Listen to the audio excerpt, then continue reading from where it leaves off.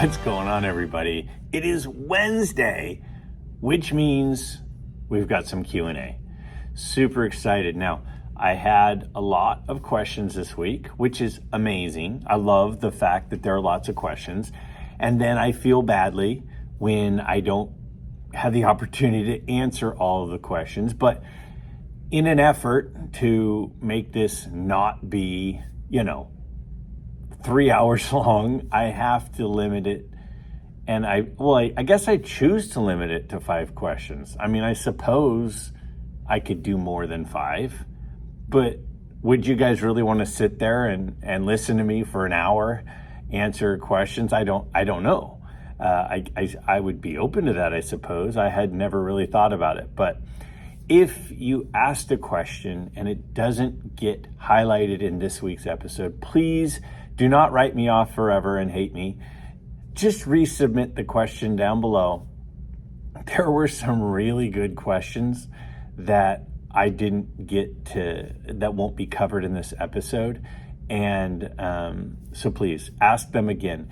If you are new to the channel, these are my favorite episodes of the week, which is where I answer your questions with my opinions. Now, again, opinions are something we all have. They're not always great, but these are my kind of off-the-cuff opinions on the topics that you all bring up. My favorite part about this is the wide variety of questions and interests that everybody has, and I always look forward to giving my take and sharing my opinion and then hearing what you all have to say about that.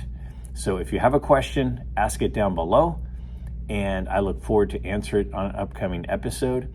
And with that said, let's go ahead and take a look at our first question right now. The price difference between PSA and SGC cards are significant at the higher price points.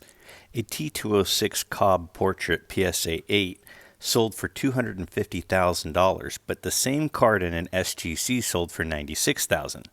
Given the extreme difference, would you encourage high-end collectors to buy SGC cards rather than PSA? Man, what a great question, right? This is a fabulous question. And one of the things I like about it is it shows how much things can change. I don't think in 2000, if a Mickey Mantle 1952 Topps was graded by SGC in a 9.5, that it would have sold for millions of dollars like it recently did. Now, not just because card prices have come up, but because I don't know if, collectors at that time felt that way about SGC, that they were confident enough to buy something in an SGC holder for that kind of money. But now they are. And that's a big step forward. SGC has done a really, really good job to make themselves a major player. I mean, I don't know if you were to go to one of the other companies, PSA and SGC, if that card was graded by one of these other companies besides PSA and SGC, I don't know if it would have fetched nearly as much money. That's where SGC has gotten. See, SGC has really made inroads over the last 5 years or so. And they've been a solid company for a long time. They have a lot going for them. They have for a long time. But they are so highly looked upon now that someone would spend millions of dollars by a card graded by them. So if you had asked me this question, 15, 20 years ago, 25 years ago, back when they were starting up, I would have said, I would not recommend somebody go spend big money on a card graded by SGC. I'll just be honest. It was sort of like PSA was number 1, 2, and 3, and there were other companies, but there was not a company that most people would have trusted with that kind of card and that kind of money. That's changed a lot. Now, one of the reasons that PSA cards are so expensive is because people like to show off their elite collection on the PSA registry. And the set registry that PSA has it really is like the place for the high-end collectors to be like, this is what I've got. And SGC doesn't have their registry. I know they're working on it. Will it ever be like PSA's registry? I don't know. But the thing about SGC is I feel like they've really positioned themselves as the collector company. They've really positioned themselves as like, like PSA is kind of corporate. Like, we'll get back to you at some point. We'll take a while, but when we do it, we're going to do it the way that we do it. And SGC is more like a boutique, right? They're a little smaller. The communication is better. The customer service is better. So what do you want? Do you want the boutique that's going to take care of you, or do you want the corporate who's long been established as like the elite? And I think SGC has closed the gap. Now, there are some of us out there going to go, you're crazy, PSA superior. And there's no doubt about it that resale prices still, PSA is much higher than SGC. It's just, I don't think we can really dispute that. But I do feel like the gap is closing. There are a lot of people who never would have considered PSA or SGC or any of the grading companies who now are using both. There are people who never would have considered SGC. They were only PSA, and now maybe they're SGC people. It's a fluid environment. So to answer your question, again, this is my opinion. I'm not suggesting you should go, pull out cash from your house and buy a bunch of stuff graded by SGC. I'm not suggesting. This is not an investment channel. I am not the sports card investor channel, okay? I am a collector. I feel like I'm speaking with collectors, not people who are investing. I am very comfortable personally at this point buying expensive cards in SGC holders. 5 or 10 years ago, more than a couple $100, I would have been PSA only. And that's not the case. I am now, I'm okay with it SGC or PSA. And quite frankly, if I'm going to spend more than a couple of $100, I'm not really going to go with another company. I'm at those two now. But SGC has absolutely entered that conversation for me. I am personally very comfortable buying things in SGC or PSA holders. And at this point, for me, if we're talking about over about $500, maybe even $300, I'm going with one of those two companies. So the huge disparity in prices, I think that SGC is the value play. I think that SGC is respected enough that people are willing to spend huge sums of money, as they did recently on the 52 mantle and a 9.5 holder. But it's still selling, their stuff is still selling for less at the moment. So personally, yeah, I think the move is to really consider getting stuff in SGC holders, because I don't see SGC going away. I see, especially with vintage, I think SGC's for real. I think they're here to stay. I love their customer service. I've reached out and tried to see if their CEO, Peter, would be willing to come on my channel and have a conversation with me. And I got an email back, quickly, and it said, maybe. We'll see where that plays out.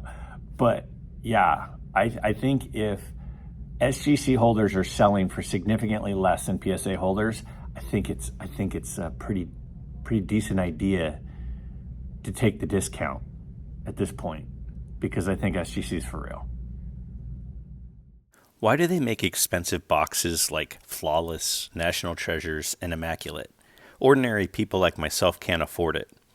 Everything is so expensive since I was in the hobby in the 80s that it makes it hard to enjoy it. I totally get this perspective. If you are, a modern collector and you're sitting there going, I remember my dad's never really paid too much attention to modern cards. And I'm like, yeah, Dad, like, this is like Flawless stuff. It's like, a couple $1,000s for a box or a pack. And in the pack, it's like, 6 or 7 cards. And he's like, what? Like, that's crazy. Well, first of all, let's just take a step back and talk about packs themselves. Packs have always been legalized gambling. They are gambling.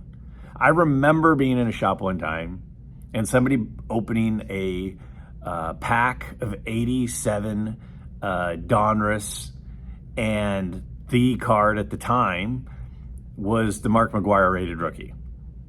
And I remember the person spent some money on the pack, and it wasn't cheap. And they pulled a Mark McGwire rated rookie. And that was a lot of fun to be in the card shop when the person pulled that card. But I wasn't going to buy the pack. I'm not taking that risk. I remember for years when I would be at a show or in a shop and I'd see somebody opening an 89 Upper Deck pack, I was like kind of looking over I want to look over their shoulder and see if they pulled a Griffey. And that was just peanuts in cost compared to a National Treasures or a, Flawless box pack, whatever you want to call it. But here's my thing. Don't feel like you need to participate in that. Now, we live an hour and a half from Lake Tahoe. And I love going up to Lake Tahoe. It's beautiful. The drive up is beautiful. The drive back is beautiful. The scenery up there is beautiful. It's peaceful up there. It's cool when it's hot in the Sacramento Valley. And I walk by the high limit room and I look over and I see people playing slots that are like $100 a pull, which, by the way, one of the most entertaining TikTok and YouTube channels is a guy called Vegas Matt. And he posts something pretty much every day and he plays like, hundreds of dollars a pull. And it's fun to watch, but I'd never do it. Because that's crazy. That is, I don't need that to be entertaining. When I go to Vegas with my wife and we go over to the casino to, have a drink and play $50 of slots, we're playing like, 30 cents a pull. I don't need to play in the high limit room. Just like I don't need to open a box of Flawless. I drive a Ford F-150. Just because there are people out there that drive Lamborghinis and Ferraris doesn't mean that just because I drive a Ford F-150 means that I can't participate in owning a car. So my advice is don't participate in that stuff. That's crazy. That's crazy money stuff. That's high risk, high reward. I buy packs sometimes.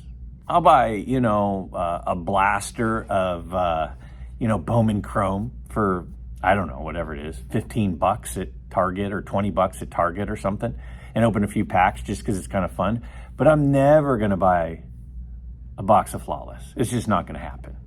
So I totally understand the frustration of the allure of winning that jackpot and playing the high limit slot machine of Flawless or National Treasures, but you don't have to participate in that to enjoy the hobby. Don't try to keep up with the Joneses. Stay within your limits. Buy what is in your price range. And that's one of the beauties of going to shows. It's one of the beauties of going on YouTube channels is you can see other people doing that and you don't have to do it yourself. I can go to a show and see 52 mantles, even though I don't see myself ever being able to buy one. But seeing one's cool. So don't feel like just because you can't participate in that price point that you can't participate in the hobby at all. Participate at the price point you're comfortable and enjoy it and admire the cool stuff that's outside of your price point. Just like when I'm down in LA and I drive through the streets of Bel Air and I see these insane mansions. I'm never going to own one, but I can still appreciate looking at them. That's my advice. I would appreciate it if you would expand your thoughts on collecting ticket stubs. I used to think game programs would go up in value, but have been surprised to see the increased interest in graded ticket stubs. I'm curious to hear your thoughts. Okay, ticket stubs. I love ticket stubs. Now, I went through this little stretch where I wasn't buying a ton of cards. I was buying some, but I got in this ticket stub, this vintage ticket stub kind of phase. And I don't even really remember how I got there. But for example, I owned at one point a ticket stub from the World Series game that Reggie Jackson hit 3 home runs. I owned a couple of ticket stubs from events where Jesse Owens won gold medals in Germany. I've always been a huge Jesse Owens guy. He's one of my all-time favorite athletes. And I'm like, this ticket was in the stadium when Jesse Owens won a gold medal. That's insane. I had some ticket stubs of, one of them I had was, I'm a big Olympic fan. I love the Olympics. And I had a ticket stub of when Nadia Comaneci had a perfect 10 in the Olympics. When Steve Prefontaine won his heat in a mile. And one that was a crazy one, and I'll tell you the story. I mentioned briefly my ticket stub thing the other day, which is I think where this question partly comes from. But I mean, this is 10 years ago, maybe more. I was into ticket stubs. And one of the things that was an amazing adventure for me was the 1984 Olympics. I was 5 years old. I remember sitting on my dad's lap and watching the Olympics all summer for 2 weeks. Just sat there. I watched everything on the Olympics in 1984. So I've always had this special thing for the 1984 Olympics. And so as I'm collecting ticket stubs and I'm putting different, search terms in, I remember putting in, that 1984 men's basketball team was pretty amazing. Jordan was on it, and a lot of the top players were on that team. And so I said, I wonder what a ticket from that game would cost. And so I went, and I remember this guy had a bunch of unused tickets from the 1984 basketball gold medal game. And he had a bunch of them. And they weren't just regular standard tickets, they were media tickets. So they were media tickets, 84 men's basketball gold medal game. Now remember, at this time, Russia didn't participate. Attendance was kind of low at a lot of these events. So the tickets were fairly plentiful. And this guy had several. And it's just like, I contacted him it was on eBay, and it was like $15. And he's like, how many do you want? And I'm like, one? Like, you know how sometimes in eBay you can click on the drop down, how many of these do you want? Because he has a bunch of them. So I just clicked on one, right? Well, fast forward now to, I don't know, 3 years ago maybe. And during the COVID thing, I'm looking through my stuff as I'd look through from time to time. And I have all these ticket stubs, which I really liked. And I look and I'm like, I wonder what that 84 Olympic basketball game ticket stub is worth. I mean, it's Michael Jordan. Michael Jordan's always popular. So I look it up and somebody had one, and I think it was in a PSA 10, and mine was really nice. I think it was a PSA 10 listed on eBay, and they were asking $100,000. And I'm like, this is crazy. I have one of these. And mine looks perfect. And I was, getting back into cards, and I was buying cards, and, it's hard to come up with money to just buy a bunch of cards. So I'm like, I'm going to sell my ticket stubs to put into my fund to buy cards. So I didn't really know what this ticket was worth. I mean, somebody's asking $100,000. That doesn't mean anything, right? So I put the ticket stub on eBay with a starting bid of $100 or best offer, like make me an offer, right? And within 5 minutes, somebody offered me $500 and another person offered me $250. Now remember, 10 years ago, I bought this it was either $10 or $15, and the guy had a bunch of them. And the one that I saw online that they were asking $100,000, it was also an unused ticket, and it was also a media ticket. It was the same thing. And I'm like, this is crazy. Somebody just asked me $500. I literally called my dad. I'm like, Dad, should I sell this thing? Should I sell this? Like, should I take $500? And he's like, man, I don't know. What do you think? We're talking about it. Well, while I'm talking to him about it, somebody bid. And once somebody bids, then the make me an offer thing goes away. So I'm like, oh man, did I make a mistake? I don't know. Maybe I did. Maybe I didn't. And then I started getting all these people asking me questions about, why haven't you gotten this graded? And I'm like, why would I get something graded that I bought for $10? Why would I spend like $50 to get a ticket authenticated when I bought it for $10? Why would I do that? So that's why I haven't gotten it graded. So then I had people saying, this is a fake. I can tell it's a fake. And I'm like, man, I don't think it's a fake, but how do I prove it's not a fake? So I'm looking at it, I'm thinking to myself, okay, 1984, they have to have some sort of authentication, right? There has to be some way to prevent fakes from an Olympic ticket. So I'm like, something in my head goes, there's got to be a watermark. So I held it up to the light, and sure enough, there was an Olympic rings watermark in the ticket. So now I knew for sure it was real. So then what I did was I took a picture of the watermark, of the Olympic rings watermark, and I added that to the picture of the listing. It said, it's not a fake, you can tell from the watermark in the listing.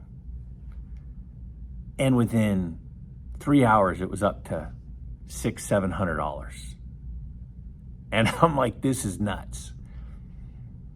And look at me, I just went on this tangent. Here I am, but I'm going to keep going now. I'm going to tell you the whole story now. So I'm sitting there and I'm waiting. It stayed at like $700 or $800 day. And it was on a 7-day auction. And I remember watching it as it was counting down, because there's a lot of people that'll bid at the very end. And in 3 seconds left, it was still at like $700 or $800. And then boom, boom, boom, boom, boom, $2,500. Sold it for $2,500. I bought that ticket for $10 or $15. And I know there are more out there that are unused, because the guy had a bunch for sale. Now, did they get it graded? Is it worth more? I don't know. Good for them if they did. All I know was I wasn't going to if I didn't have that ticket, I wasn't going to buy it for $2,500. So why wouldn't I sell it for $2,500? Because every day you own something that somebody else will give you money for, you're buying it at that price. So I sold it. And I have no regrets about that. And that went straight into my card fund. That was a pretty darn cool rush of excitement as those bids came in at the last moment. Now, back to the question after my long detour, I apologize, but here's the thing, and I think there's a point to be made from this, and you compare it to programs, which is a great comparison and a great thought. At the end of the day, anything that was made to be collectible is less likely to be valuable than the things that weren't made to be collectible and end up becoming collectible. A program, I think a lot of people picked up programs thinking, this might be worth something someday. And there are very few programs out there that are worth much. Somebody mentioned a while ago in a video, and I mentioned it in one of my videos a while ago, but someone in the comments said, it's like those little Hummel figurines. Those aren't very valuable anymore because they were produced to be valuable. So what's the takeaway? That's my concern with all these parallel cards of modern cards, with all these serial numbered cards of modern cards. They were designed to be more valuable. They were designed to have more value. And I worry that they're going to be like programs from a game or those little Hummel figurines that aren't worth much at all right now. When they started making Beanie Babies like crazy, that's when they were never going to be valuable in the long run, because they were making them like crazy to be rare, to be valuable. But a ticket stub, the reason it's valuable is because nobody hung on to them, because nobody thought they would have value. Nobody thought that people would be willing to pay big money for them. See, I was at the playoff game in Oakland where Derek Jeter had the flip play. I was with my dad in the third deck with a perfect view up the right field line and saw the whole thing play out. And I just, because I'm a pack rat, I kept the ticket. I don't think many people realized that that was a special moment for Derek Jeter. And it was. So I just put the ticket away with all my other ticket stubs and boom. All of a sudden I look online and I'm like, that might be worth something. And again, I was at the game. I have the memory. I don't need the ticket stub to remember. I can see it right now. I can see what that whole thing looked like. And so, I don't know, a few years ago when I was selling off some of my ticket stubs to get into cards again, I was like, I'll just put it up for like $600, $650. If somebody wants to buy it, they can have it for $600 because I've got the memory. I was with my dad. I don't need the stub. I have better than the stub. I have the fact that I was there. And somebody bought it for like $600. Is it worth more than that? Maybe. I don't care. Things that you think are going to be valuable or are supposed to be valuable probably won't be. But the things that nobody's expecting to be valuable are usually the things that are. Same reason why vintage cards are valuable, because they were never intended to be. That's my take. That was a long response, a long story, but I think ticket stubs are awesome. The fact that that stub was in the stadium when the event happened is awesome. I'm a huge fan of them but I don't do stubs anymore. I do cards. But I still like stubs, and I still have a couple. But most of them I've turned over to put into other things that I would like instead. I'd love to hear your thoughts on vintage non-sports. I'm becoming more interested in that market more than any other, especially when it comes to historical figures. There are some really cool cards. For example, would you rather have a marginal Hall of Famer or the likes of Lincoln, Disney, or even Einstein? So I know there are a lot of people out there that just collect baseball cards, and then there are people out there that collect sports cards of all different sports, and then there are people who collect cards of anything, and I like them all. I collect baseball cards, obviously. I recently showed off some of my basketball cards the other day. I've preached for a while that I think football cards are underappreciated, and at some point I think people will start to appreciate them more.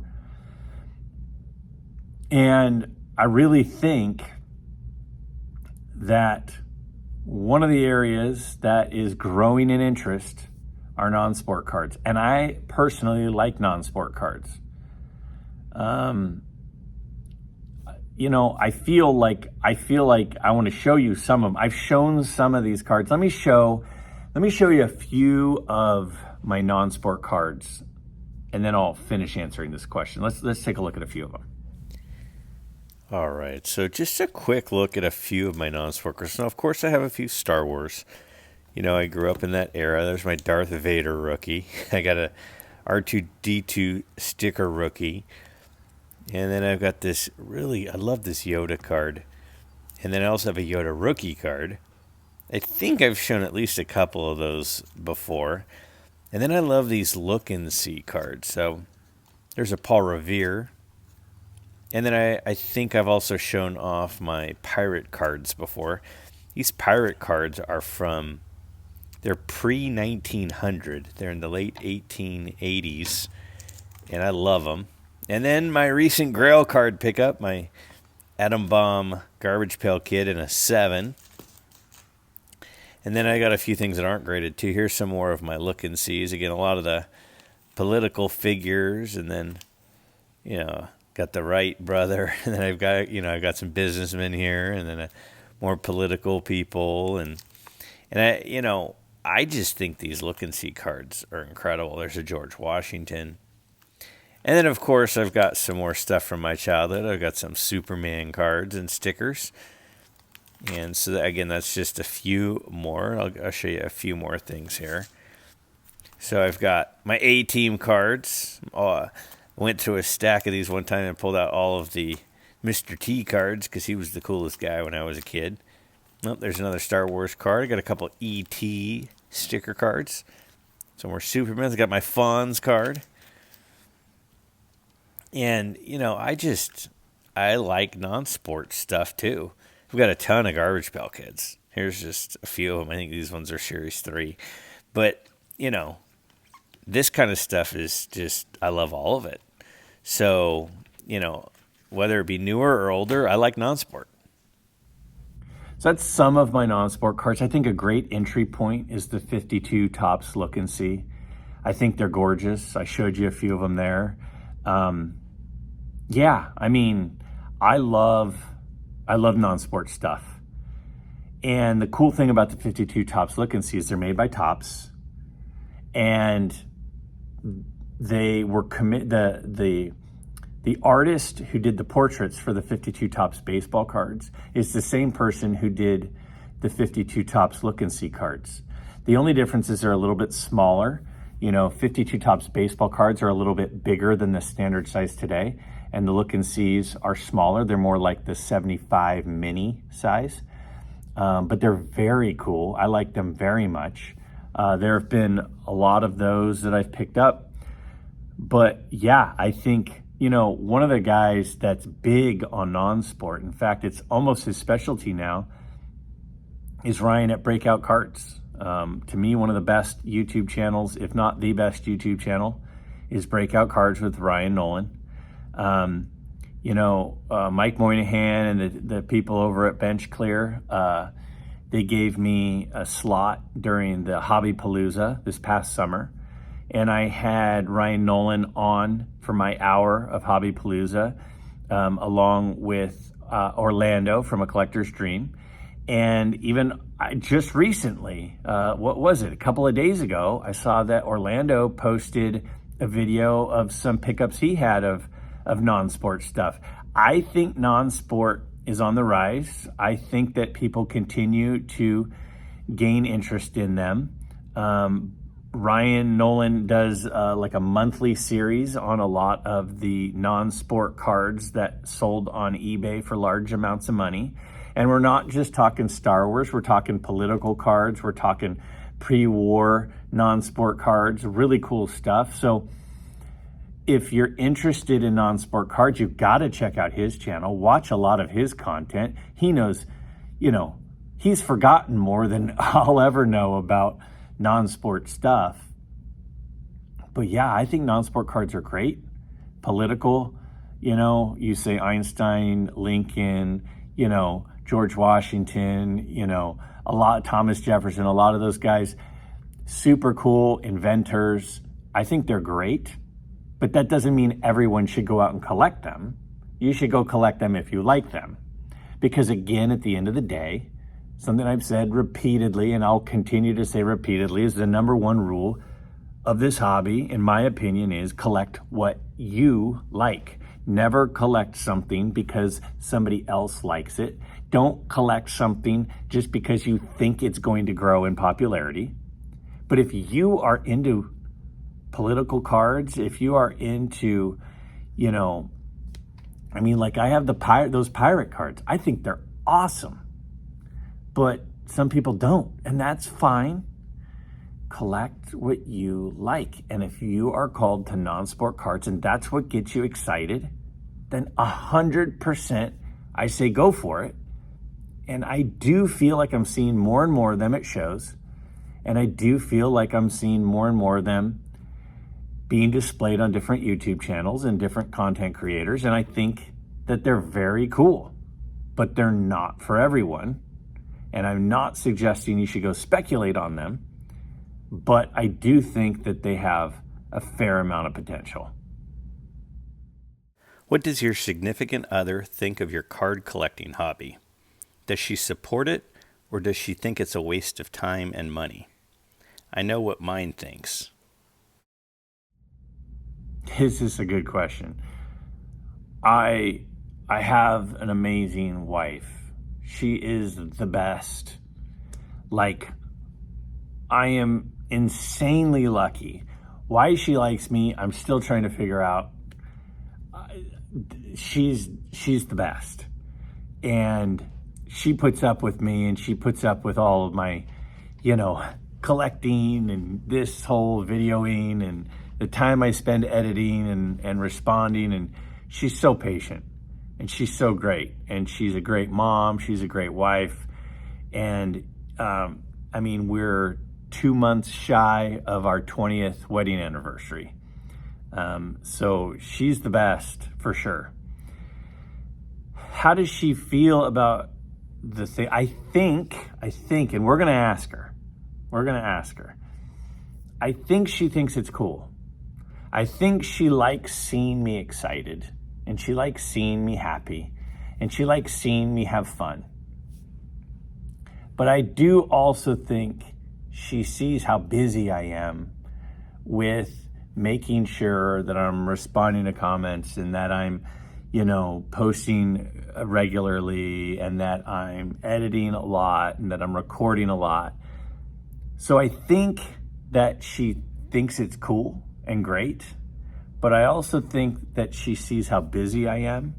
And so she sometimes is like, why are you making yourself so busy? Why don't you just relax? And I'm like, but this is relaxing. This is fun for me. This doesn't feel like work. This feels like fun. Like when I have free time, I don't want to just sit on the couch and watch a movie. I would much rather be recording a video like this and having you all respond and commenting with each other. I'd much rather do that. But it is a lot of work.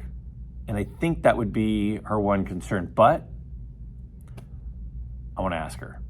So let's ask her together right here. Let's go ask her. All right, Megan, they want to know, what do you think of my card collecting? And what do you think of my YouTubing? What's your take? Where do you stand on the whole thing? Okay. I think it's a great hobby, I suppose. I mean, you are somebody that has an incredible brain. And so I think it's really healthy that you're utilizing your brain in a different way than you do at work.